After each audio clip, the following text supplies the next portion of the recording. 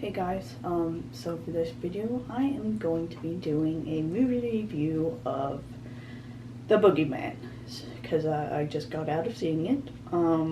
This is also a review of the original short story from Stephen King because I actually read it. It's only like 25 pages, so it took me like 20 minutes. But it's available online if you actually want to go read it yourself. Just type in Stephen King's The Boogeyman and it will be pretty much multiple websites have the entire story. So they also did another version, 1982, I believe, 1982 or 1985, whichever.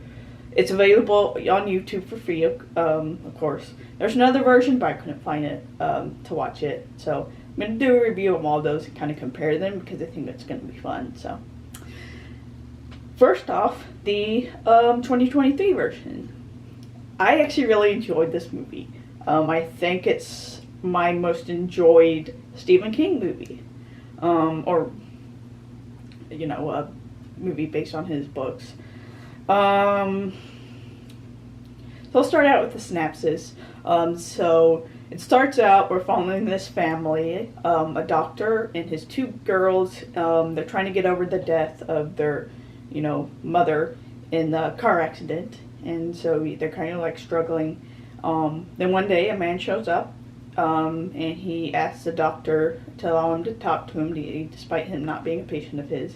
So he kind of goes into the story of his three children being murdered. He said they're murdered, but they're murdered by the boogeyman. And the doctor kind of thinks he's crazy, so he starts calling the police. But then the guy ends up venturing upstairs, and long story short, he gets killed.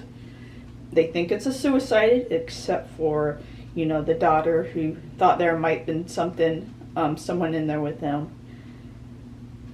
That's when the youngest daughter starts, seeing this, the boogeyman, and of course they don't believe her until the oldest daughter starts seeing him, and then she's the one who kind of tries to figure out what's happening, tries to solve this mystery. She ends up going to the Lester, that's the guy's name that died. She goes to his house, and it turns out his wife is still alive, and she spent her pretty much all her time in the house trying to, I guess, ward off the boogeyman. She has like a hallway full of candles that would put Lexa to shame.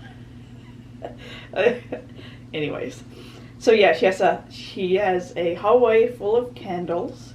And she has a shotgun that she, loves using.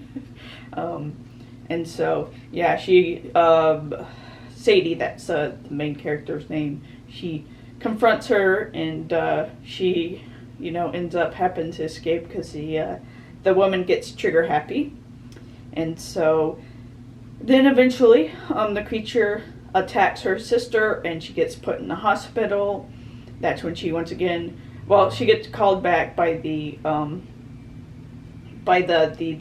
the woman of the, Lester's wife, and she lures her to her house so that she can use her as bait for the boogeyman. She kind of sets up these bunch of like tripwires that's used for bears, except she loaded them. She used shotguns, use them to trigger shotguns, and she does hit them, but doesn't kill them, and she eventually, of course, gets killed, and Sadie ends up leaving, and then the boogeyman shows up at her house just as her father and sister are arriving, and then you see him, they grab him into the house, and Sadie runs to their house to try to save him, and long story short, they do end up defeating the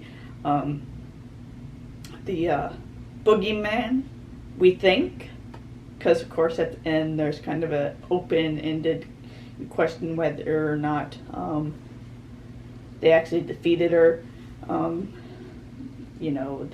She goes to the therapist. They go to to therapist to have family therapy, and they're leaving, and she hears the therapist calling her back, but the therapist isn't to be seen, and the door is open, and we see the therapist coming through another door, asking her if she needs anything. So obviously she's not the one who called her. So it's kind of left up in the air.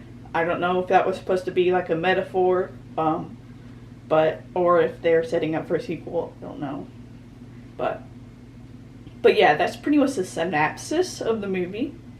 Reasons why I really enjoyed it. So I enjoyed the characters. They were flawed, but not in an irritating way. They were very skeptical. The mother or the sister, older sister, was very skeptical until it got to the point that there's no way that she couldn't at least be couldn't at least be a little bit suspicious, and she, I guess, caught on fast enough for me. And then the father eventually ends up believing them towards the end, after, of course, he sees, I think what happens to his daughter, or when he finally gets snatched as well. But he at the end he admits what he's been scared of the entire time, why he's been distancing himself from his daughters, because he's afraid of being a father. He doesn't think he's going to be a good father. He doesn't think he's going to be a good father. He's relied on his wife to take care of them, and he thought that if he's messed up, she's always there to help him. So kind of why he's distanced himself from his daughter. So you kind of could understand a little bit with him, and of course he's a doctor, a psychologist, I'm assuming, so of course he's going to be very skeptical and logical. But anyways, yeah, I did like the characters. They were very interesting, and you really did grow to care for them. You didn't want them to die by the end of the movie. I really did love the relationships between them. The father for the two daughters, but also the sister relationship, the older sister, protecting her younger sister. I really enjoyed that. And man, it was suspenseful, I'll tell you that. There are times I actually had to close my eyes because I knew there's going to be jump scare coming up, and I couldn't handle it. And so, yeah. Trying to think of which one, the jump scare that freaked me out the most.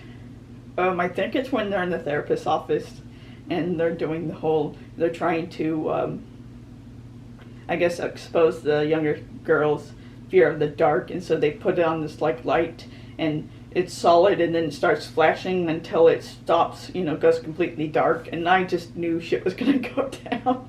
And so every time the light would go out and flash back on, I was just waiting. And it did happen, but it was very good at building suspense. So yeah, and the story, I think I realized that I really enjoy stories that kind of have this mystery. So why is this thing happening? And we have the character trying to figure out what's happening. The suspense building up to, the climax. And so this had that, kind of figuring out what's happening and, tracking, back to the original family. And so I enjoyed that aspect. I did notice the music. It was scenes where I was noticing the music was very beautiful. So, of course, I'm going to have to go back and listen to the entire soundtrack by itself. Because when I found a good soundtrack, then, I love it. So, I'm trying to think of anything else I liked from this movie. Yeah, I think that was it. Oh, I was kind of thinking throughout the movie, this was supposed to be a metaphor for trauma, and trying to overcome trauma, grief.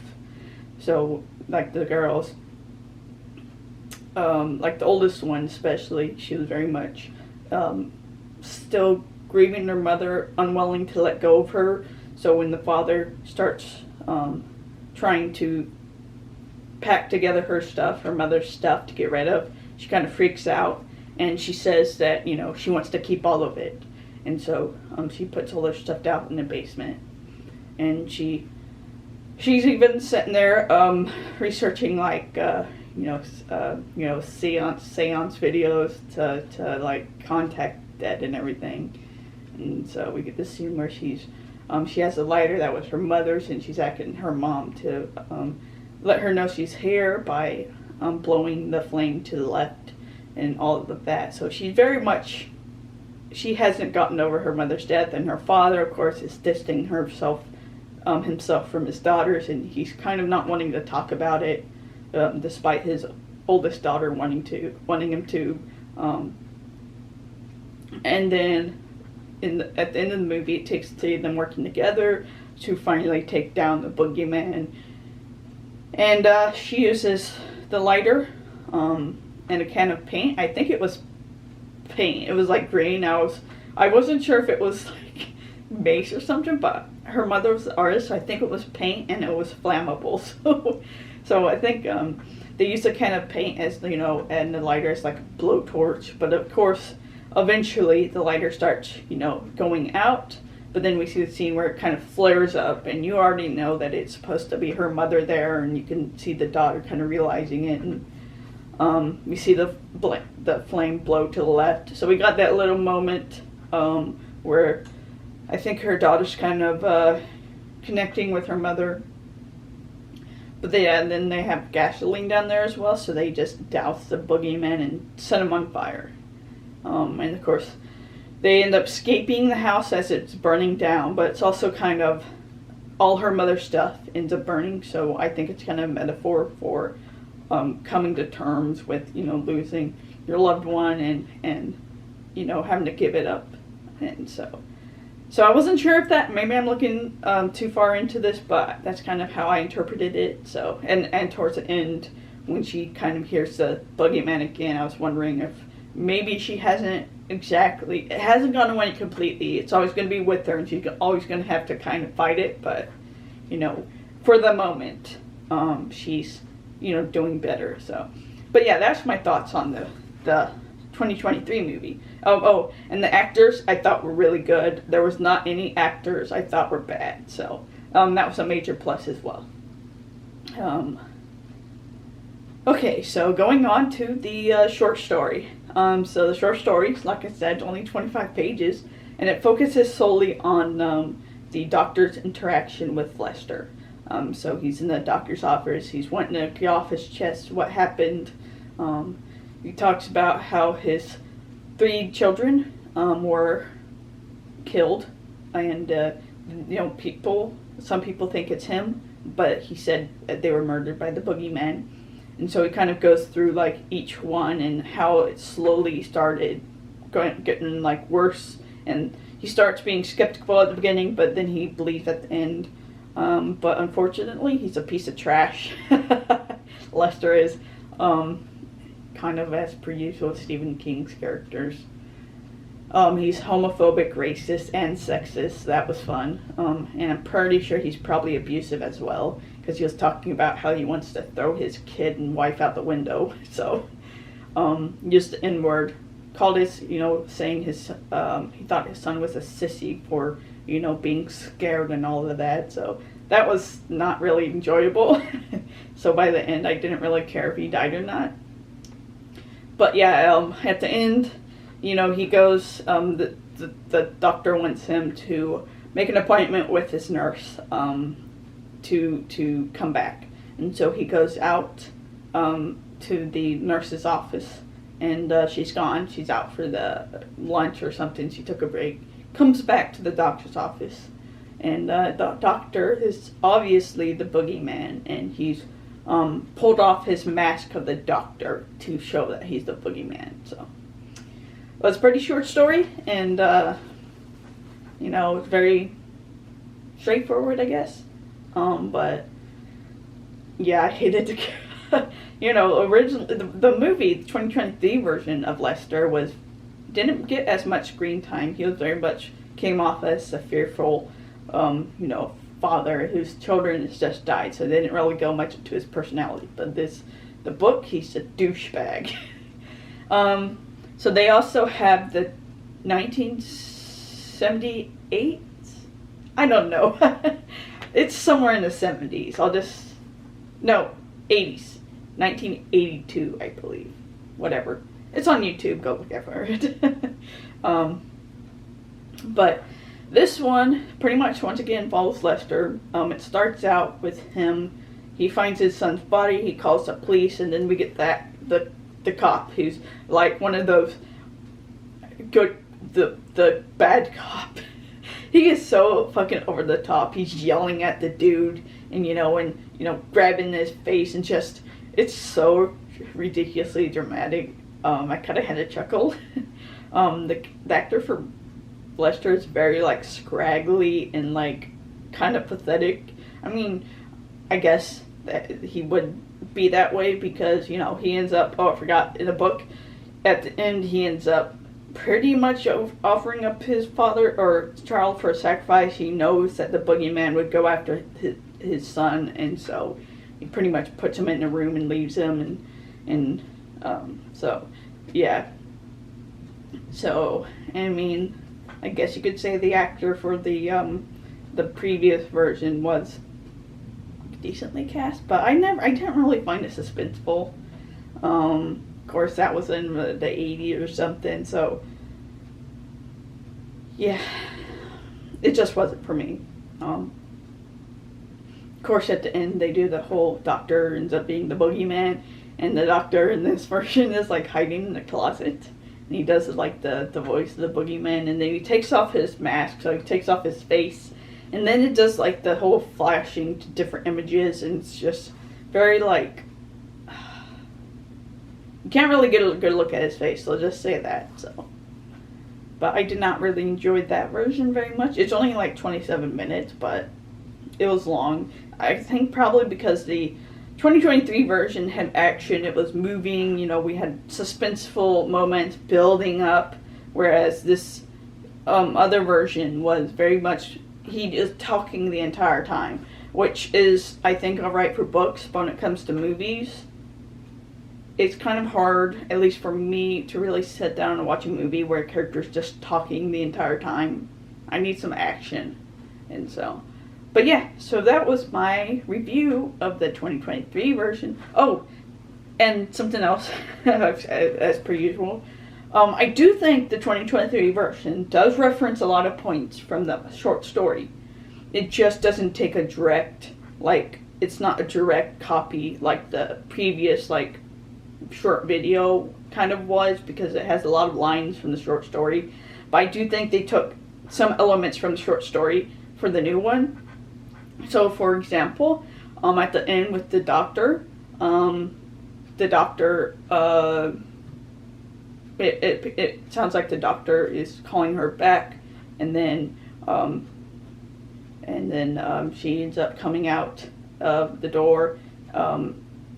So I wasn't sure if that's kind of like, I'm pretty sure that's kind of a reference back to the short story. So I do think that the newest version does kind of show respect to the short story, but it also does its own thing, which I really do enjoy. So it's not like the completely out there, but I just watched it, the Piranha movie from like the 70s. They remade it in the 90s, and it's legitimately a direct copy from the original with almost some of the exact same lines, and it's complete crap.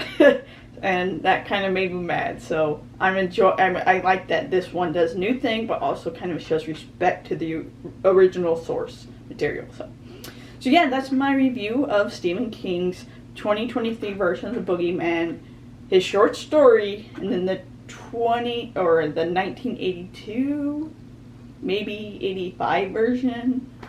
So, but yeah, so that was my reaction. So you guys have a nice night. Stay safe out there, and I'll talk to you later. Bye.